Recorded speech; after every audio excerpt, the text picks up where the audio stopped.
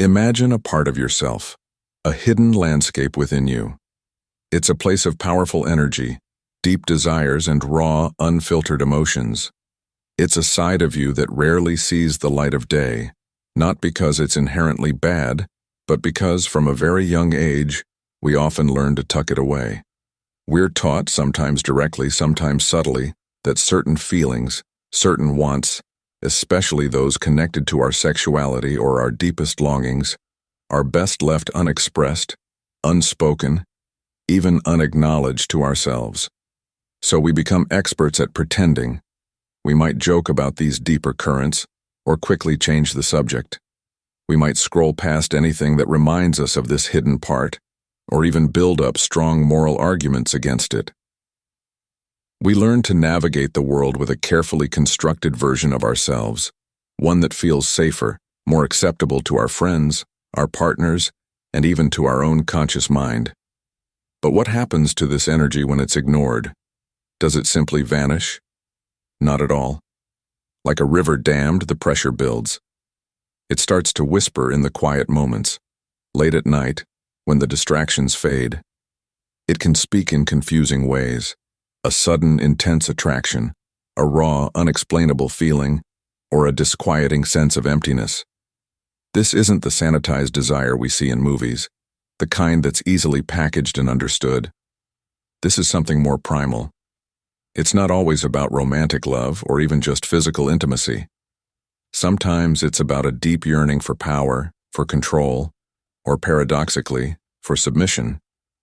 It can be tangled with feelings of shame, with unspoken fantasies, or with a profound fear we can't quite name. The great psychologist Carl Jung called this hidden territory the shadow. He wasn't afraid to look at it. He knew that this shadow, especially our sexual shadow, which encompasses all our repressed desires, vulnerabilities, and life force, isn't something to be destroyed or endlessly shamed. He taught that if we don't consciously acknowledge and understand these parts of ourselves, they don't just go away. Instead, they tend to run our lives from behind the scenes. Think about it. Do you ever find yourself stuck in repeating patterns in relationships no matter how hard you try to change?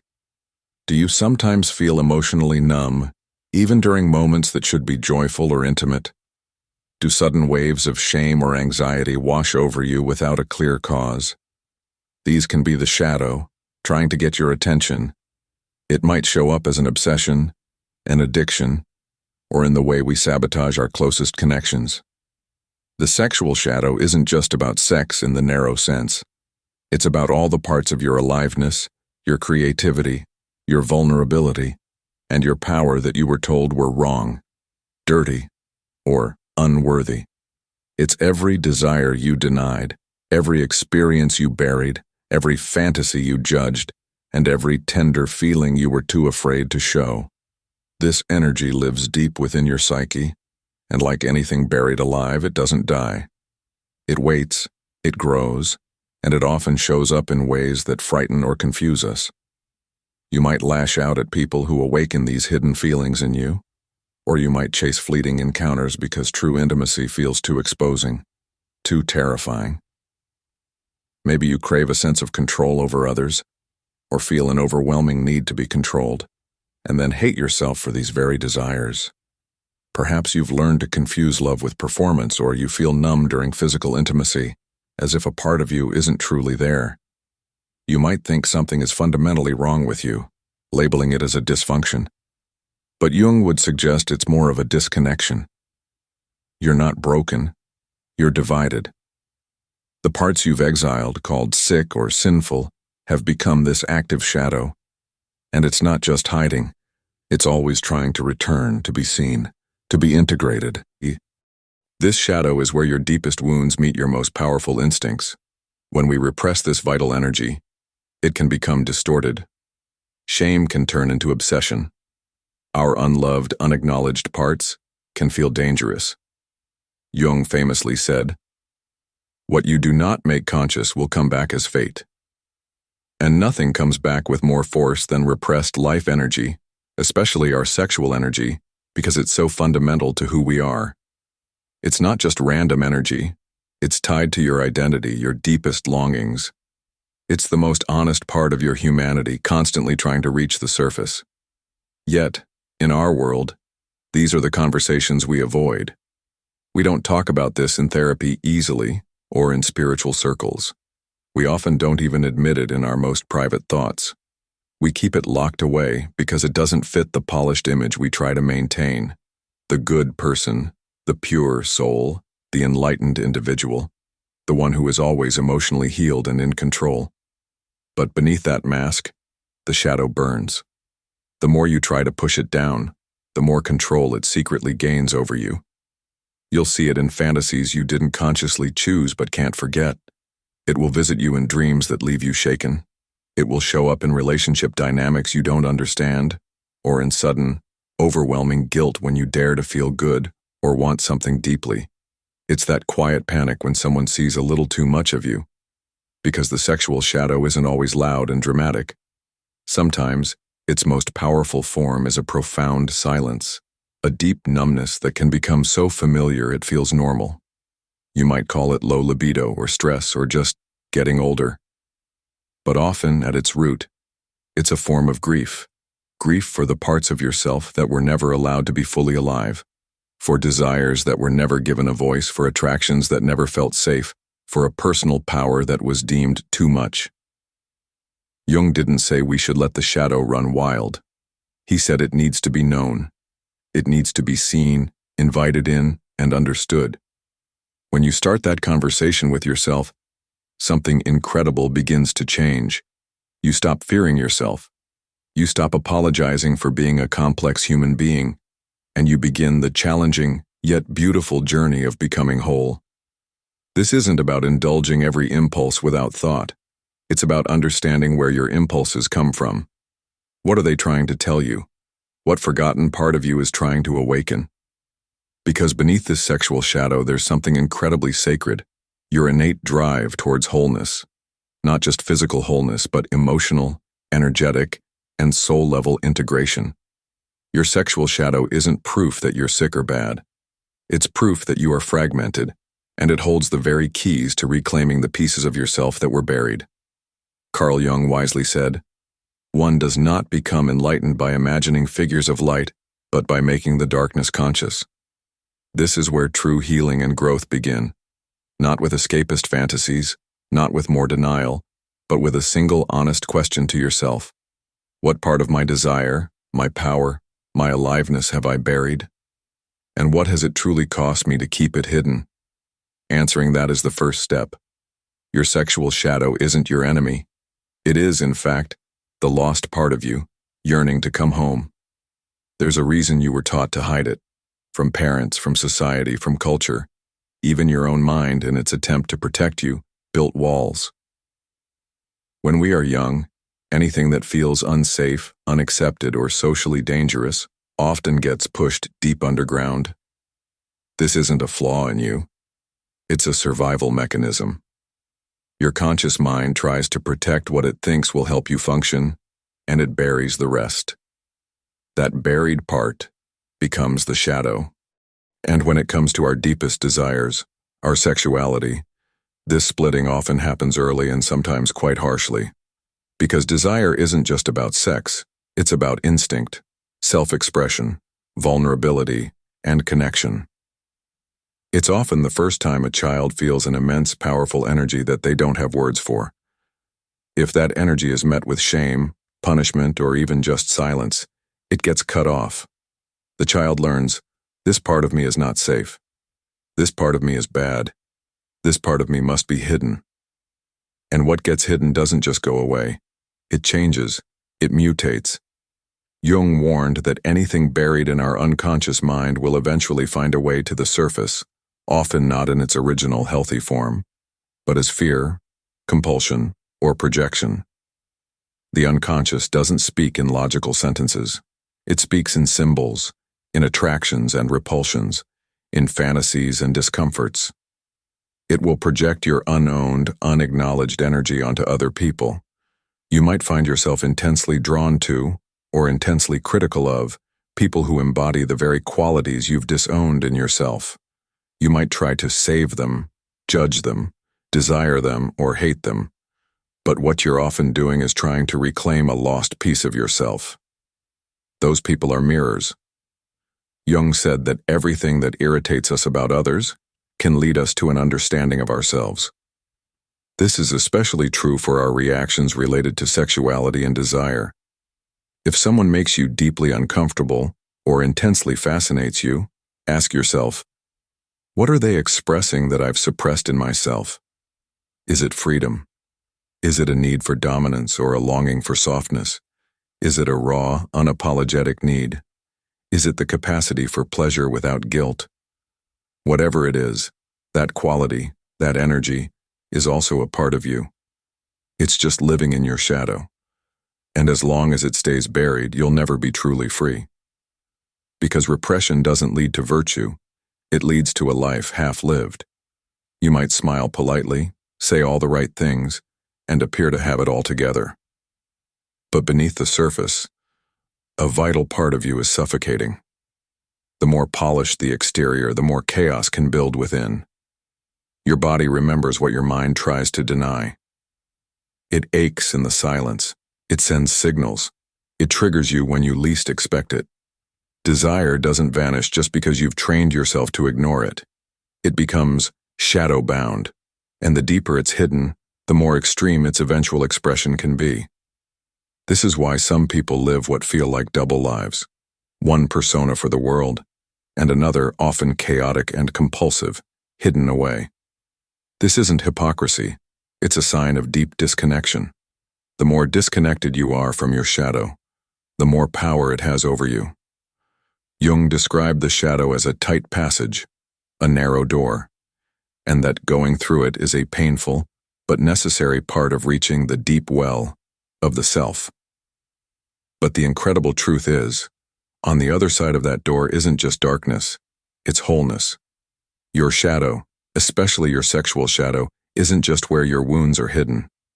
It's where your most potent energy lives, your vitality, your aliveness, your capacity to truly connect, to create, and to experience joy that isn't filtered through shame. This is the hidden truth. Most people aren't tired from overwork alone. They're exhausted from constantly suppressing themselves. The sheer effort it takes to always look appropriate, feel appropriate, and want appropriately drains the very soul. Jung saw this in his patients. He said that what we often call neurosis is simply the result of avoiding legitimate suffering. We all suffer, but instead of moving through our pain and integrating our experiences, we get stuck in loops of shame and avoidance. So what's the way out? It's not about reckless indulgence, nor is it about more control or trying to sterilize your feelings. It's about cultivating awareness. It's about having the courage to sit with the parts of you that make you uncomfortable. To ask, where did I learn to fear this part of myself? Who told me this was wrong? And what might happen if I allowed myself to truly feel it? Not necessarily to act on it, but just to acknowledge its presence, to feel it without judgment. That is how integration begins. Not by moralizing the shadow, nor by worshiping it, but by entering into a genuine, honest relationship with it. Because until you do, your life force will remain fragmented. It will leak out in ways you can't manage, creating confusion, guilt, sabotage, and a profound, silent loneliness. But once you begin to name it, to understand it, to bring it compassionately into your consciousness, it begins to transform. It becomes true power. Not the power of domination, but the power of agency. Not a performance for others, but a deep, embodied presence. You'll no longer chase things or people to feel whole, because you'll start to find that wholeness within.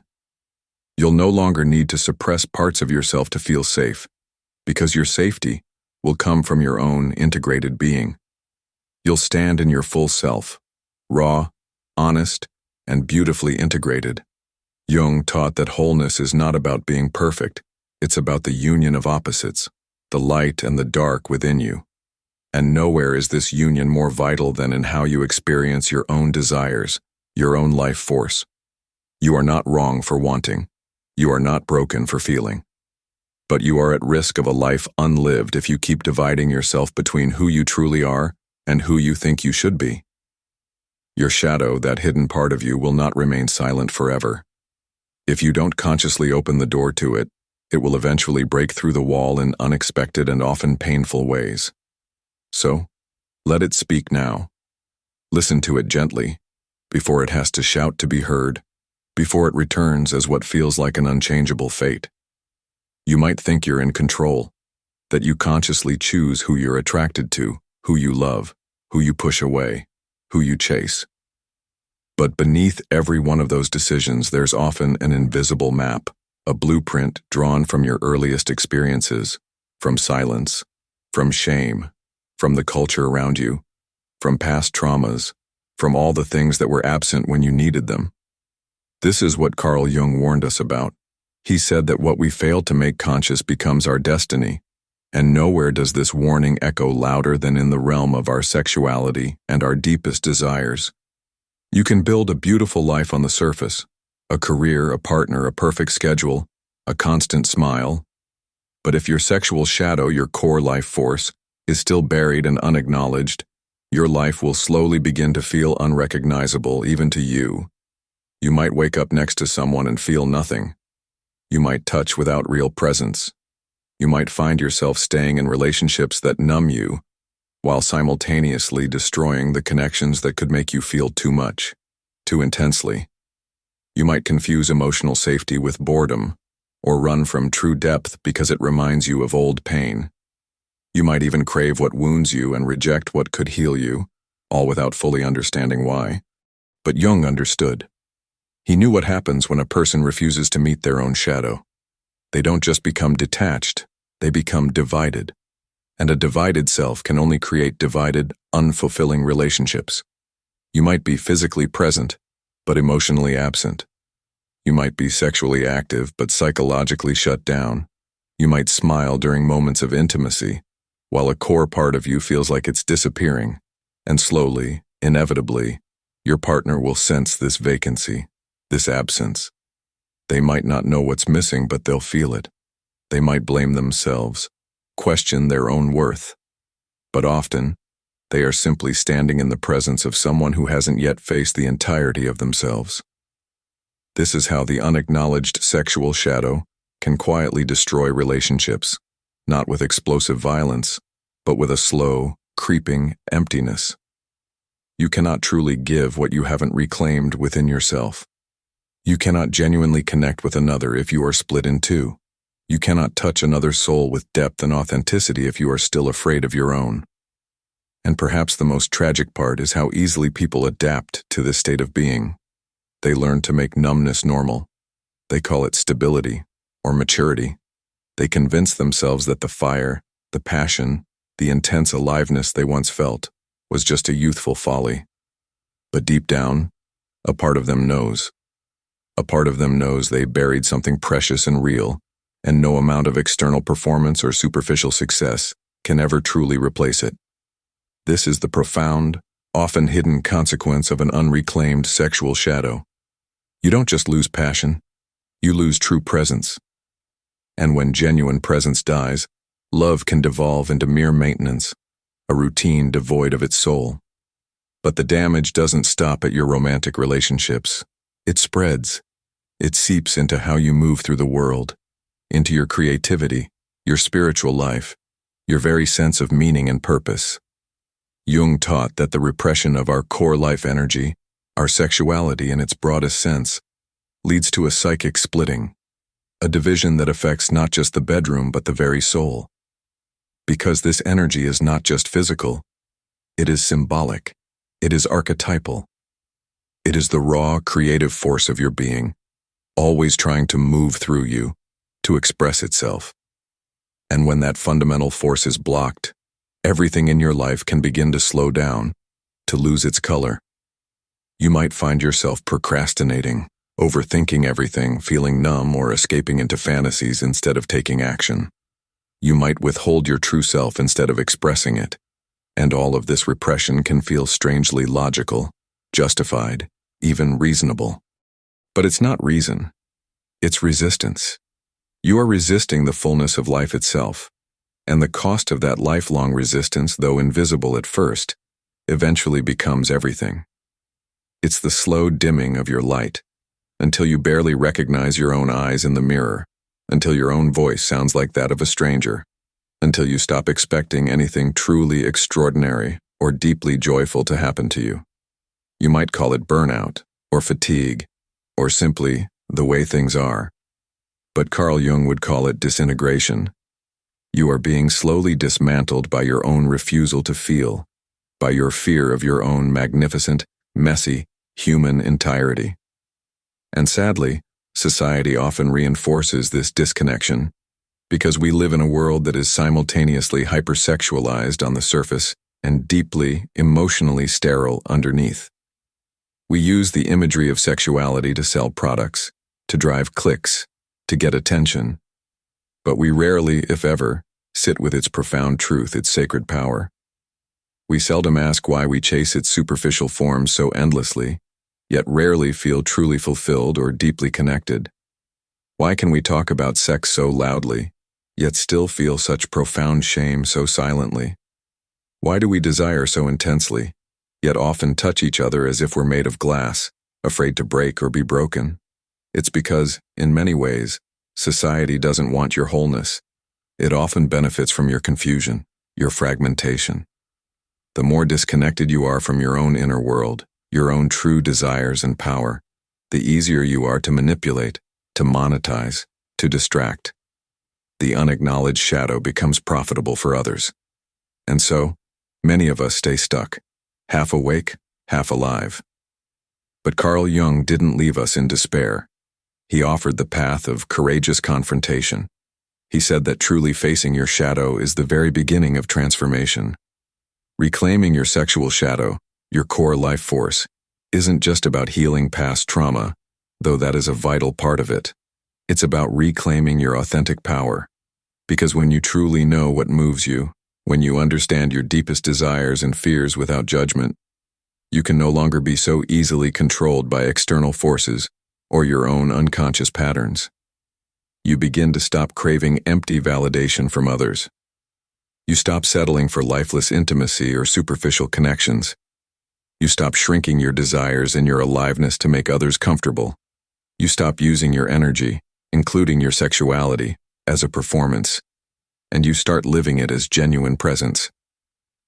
But this path requires a willingness to go through the fire, to grieve the years you may have betrayed yourself, to feel the desires you've never dared to speak aloud, to admit that you've been living a life that was, perhaps, only half yours. And understand this. Acknowledging this is not weakness. It is not a regression. It is the very first, most courageous act of becoming whole. Because what the world, and perhaps even parts of yourself, have called darkness, Carl Jung recognized as untapped potential. And the moment you consciously, compassionately, turn towards your shadow, your real life, in all its richness and depth, truly begins. Not the life built on denial, not the one curated for the approval of others, but the authentic life that was waiting underneath, all along. Your sexual shadow, your hidden self, doesn't need to be fixed as if it's broken. It needs to be faced, to be understood, to be integrated, because the only thing more dangerous to your well-being than your deepest desire is your lifelong refusal to meet it, to honor it, to learn from it. You've spent years, perhaps a lifetime, keeping this essential part of you in the dark. Maybe you didn't mean to. Maybe you thought it would protect you. Maybe you were told in 1,000 different ways that it was the right thing to do, to be clean, to be good, to be safe by denying your own truth. But that part of you, the one you've buried, denied, silenced, and hidden, it hasn't disappeared. It's still there. It's waiting, not to hurt you, not to control you, but simply, profoundly, to be seen, to be heard, to be welcomed back into the wholeness of your being. Because your sexual shadow, your core life force, is not evil. It is unintegrated life, unclaimed power, and unmet truth. And it's not going anywhere until you acknowledge it. So you can keep hiding, running from yourself, living that half-life. Or you can choose to turn around with courage and compassion and finally face what's been following you all these years. The choice ultimately is quite simple.